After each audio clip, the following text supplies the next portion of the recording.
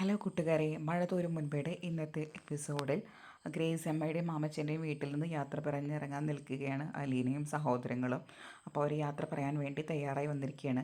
അപ്പോൾ മാമച്ചനും ഗ്രേസ് അമ്മയും പറയും, നിങ്ങളുണ്ടായിരുന്ന ഈ കുറച്ച് ദിവസങ്ങൾ എന്തെന്നറിയില്ലാത്ത വളരെ ഒരു സന്തോഷം തന്നെയായിരുന്നു എന്ന്. അപ്പോൾ കൃഷ്ണമോൾ പറയും, ഞങ്ങൾക്കും അങ്ങനെ തന്നെയായിരുന്നു ആൻറ്റി. ഇവിടെ നിന്ന് പോകുമ്പോൾ അടുത്ത ഏതോ ബന്ധുക്കളുടെ വീട്ടിൽ നിന്ന് വന്ന് പോകുന്നത് പോലെ ഫീൽ ചെയ്യുന്നു, പോകാനേ തോന്നുന്നില്ല എന്ന്.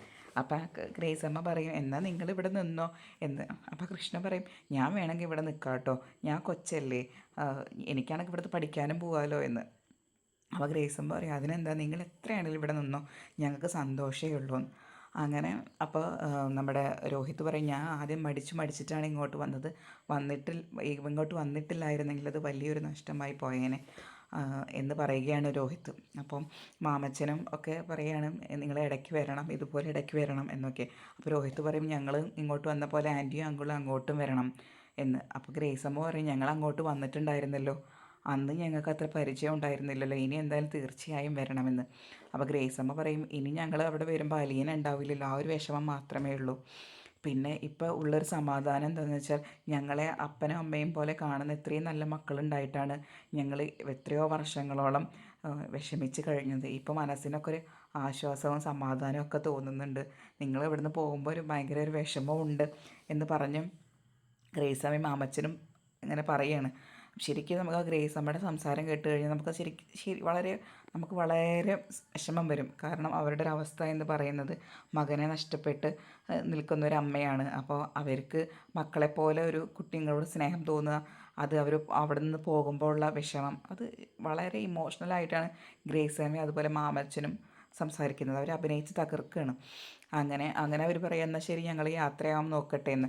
അപ്പോഴാണ് നോക്കിയപ്പോൾ വണ്ടിയുടെ താക്കോൽ രോഹിത്തിൻ്റെ കയ്യിൽ കാണുന്നില്ല. അപ്പോൾ രോഹിത്ത് പറയും, ഞാൻ താക്കോൽ റൂമിൽ വെച്ച് മറന്നെന്ന് തോന്നുന്നു, പോയി എടുത്തിട്ട് വരാമെന്ന് പറയുകയാണ്. എന്നാൽ ശരി, വേഗം പോയിട്ട് എടുത്തിട്ട് വാ എന്ന് പറയും അലീന. അങ്ങനെ രോഹിത്ത് മുകളിലോട്ട് കയറി ചെല്ലുമ്പം നമ്മുടെ രേവതിക്കുട്ടി വിളിക്കും, ഷൂ പറഞ്ഞ് വിളിക്കും. അപ്പോൾ രേവതിക്കുട്ടി ചോദിക്കും, താക്കോലെ അന്വേഷിച്ച് പോകാവില്ലേന്ന്. അപ്പോൾ രോഹിത്ത് പറയും, അതെങ്ങനെ മനസ്സിലായി? ഓ അതെ, എൻ്റെ കയ്യിലുണ്ട് താക്കോൽ എന്ന് പറഞ്ഞാൽ അവിടെ താക്കോൽ കാണിക്കൂ. ഓ അപ്പോൾ നീ ഇതെടുത്ത് ഒളിപ്പിച്ച് വെച്ചിരിക്കുകയായിരുന്നല്ലേ? ഒളിപ്പിച്ച് വെച്ചാൽ നല്ലത്, ആ റൂമിൻ്റെ ടേബിളിൽ കിടക്കുന്നുണ്ടായിരുന്നു, അത് കണ്ടപ്പോൾ ഞാൻ എടുത്ത് കൊടുന്നു എന്നേ ഉള്ളൂ എന്ന്. അപ്പോൾ അവൻ താക്കോൽ തരാൻ വേണ്ടി കൈ കാണിക്കും. അപ്പോൾ അവൾ കൊടുക്കില്ല. എന്നിട്ട് പറയും, ഞാൻ വിചാരിച്ചത് രോഹിത് ഭയങ്കര ടഫാണെന്നാണ്, പക്ഷേ ഇപ്പം എനിക്ക് മനസ്സിലായി ഇയാൾ അത്ര വലിയ കുഴപ്പമില്ല, സ്വഭാവമൊക്കെ ഒന്ന് മാറിയിട്ടുണ്ടെന്ന്. അപ്പോൾ രോഹിത് ചോദിക്കും, ഓഹോ അങ്ങനെയൊക്കെ ആയിരുന്നോ ധാരണകൾ? അപ്പോൾ രേവതിക്കുട്ടി പറയും, അതെ അതെ, ഇപ്പം എന്തായാലും അലീന ചേച്ചിക്ക് പറ്റിയ ഒരു അനിയനായിട്ട് മാറിയിട്ടുണ്ടെന്നാണ് എനിക്ക് തോന്നുന്നത്. ഇനി ഈ സ്വഭാവം അധികം മാറ്റാൻ നിൽക്കണ്ട, ഇതുപോലെ ഇങ്ങോട്ട് തുടർന്നാൽ മതി എന്നൊക്കെ പറയണം. അപ്പോൾ രോഹിത് പറയാം, അതിന് താക്കോൽ എന്നൊക്കെ ഞങ്ങൾ പോട്ടേന്ന്. അപ്പോൾ അവൾ പറയുന്നത് ഞാനും വരാമെന്ന് പറഞ്ഞ് താക്കോൽ അവൾ കൊടുക്കുകയാണ്. അങ്ങനെ അവർ രണ്ടുപേരും കൂടി സ്റ്റെപ്പ് ഇറങ്ങി വരികയാണ്. അവർ ഫസ്റ്റ് ഫ്ലോറിലായിരുന്നു. അങ്ങനെ സ്റ്റെപ്പ് ഇറങ്ങി വരുമ്പോൾ നമ്മുടെ അലീന ചോദിക്കുക, ഇത് ഇവളേനെ എവിടുന്നാണ് കിട്ടിയെന്ന്. അപ്പോൾ അവൾ പറഞ്ഞു, നമ്മുടെ രേവതിക്കുട്ടി പറയും, നിങ്ങൾ താക്കോൽ ഇല്ലാണ്ട് പോവാതിരിക്കുകയായിരുന്നില്ലേ, താക്കോൽ കണ്ടുപിടിച്ചത് തന്നെ ഞാനാണ് എന്ന് പറഞ്ഞ് രേവതിക്കുട്ടി സംസാരിക്കുകയാണ്. അങ്ങനെ അവരെല്ലാവരും കൂടി യാത്ര പറഞ്ഞ് ഇറങ്ങുകയാണ്.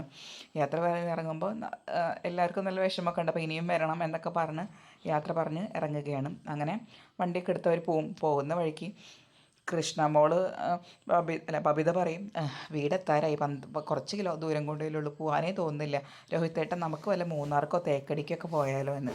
അപ്പോൾ അതേ സമയത്താണ് നമ്മുടെ ബാലചന്ദ്രൻ ഫോൺ ചെയ്യുക. ബാലചന്ദ്രൻ ചോദിക്കും, നിങ്ങൾ എവിടെയാണെന്ന്.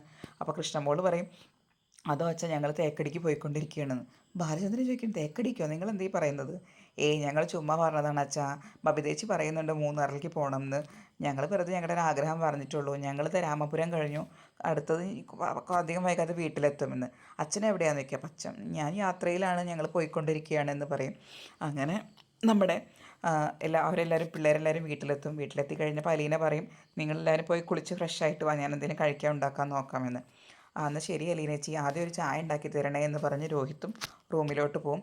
പിന്നെ അവരെല്ലാവരും അങ്ങോട്ടും ഇങ്ങോട്ടും തിരിഞ്ഞ് അവരുടെ കാര്യത്തിലായി തിരിയുകയാണ്. ഇതേ സമയം നമ്മുടെ ഗോവർദ്ധനും ബാലേന്ദ്രനും കൂടി പോയിക്കൊണ്ടിരിക്കുകയാണ്. അങ്ങനെ അവർ പോയിക്കൊണ്ടിരിക്കുന്നിടയ്ക്ക് ബാലചന്ദ്രൻ പറയുകയാണ്, നമ്മൾ ലൊക്കേഷനിൽ കാണിച്ച സ്ഥലമൊക്കെ കഴിഞ്ഞു, എന്നിട്ട് വീട് കണ്ടുപിടിക്കാൻ പറ്റിയില്ലല്ലോ, നമുക്ക് ആരുടെയെങ്കിലും ഒന്ന് ചോദിച്ചു നോക്കാമല്ലോ എന്ന് പറയും. അപ്പോൾ ഗോവർദ്ധനും പറയും, ആ ശരി. അങ്ങനെ അവരവിടെ കാണുന്നൊരു കടയിൽ കയറും. അപ്പോൾ അങ്ങനെ അവർ ചോദിക്കും, പട്ടാളക്കാരനായ സ്റ്റാൻലി ജോസഫിൻ്റെ വീട് എവിടെയാണ്? അപ്പോൾ അയാൾ കടക്കാരൻ ചോദിക്കും, നിങ്ങൾ ആ വീട്ടിലേക്കാണോ കാണാൻ അയാളെ കാണാൻ പോവാണോ എന്ന് ചോദിക്കും. ആ അതെ, നിങ്ങൾക്ക് അയാളെ നേരിട്ട് പരിചയമുണ്ടോ, അത്യാവശ്യമാണോ കാണേണ്ടതെന്ന്. അപ്പോൾ ആ ബാലചന്ദ്രൻ ചോദിക്കും, അതെന്താ അങ്ങനെ പറഞ്ഞത്. അല്ല, അയാളൊരു പ്രത്യേക മനുഷ്യനാണ്, കുറേ പട്ടികളും കൊണ്ടാണ് നടപ്പ്.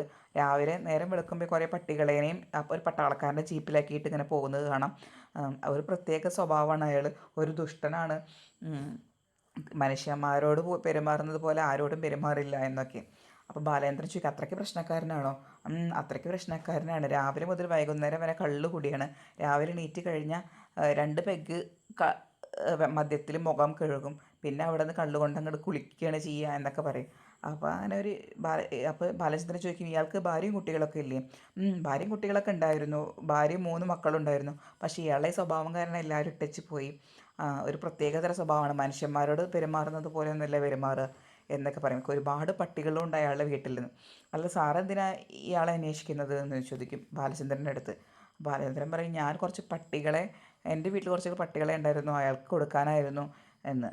അതെയോ, സാറേ പ്രത്യേക മനുഷ്യനാണ്, പെരുമാറുമ്പോൾ സൂക്ഷിച്ചിട്ട് പെരുമാറണേ എന്ന് ഈ വഴി പറഞ്ഞു കൊടുക്കുന്ന ആൾ പറയാണ്. എന്നിട്ട് അയാൾ വഴിയൊക്കെ പറഞ്ഞു കൊടുക്കും.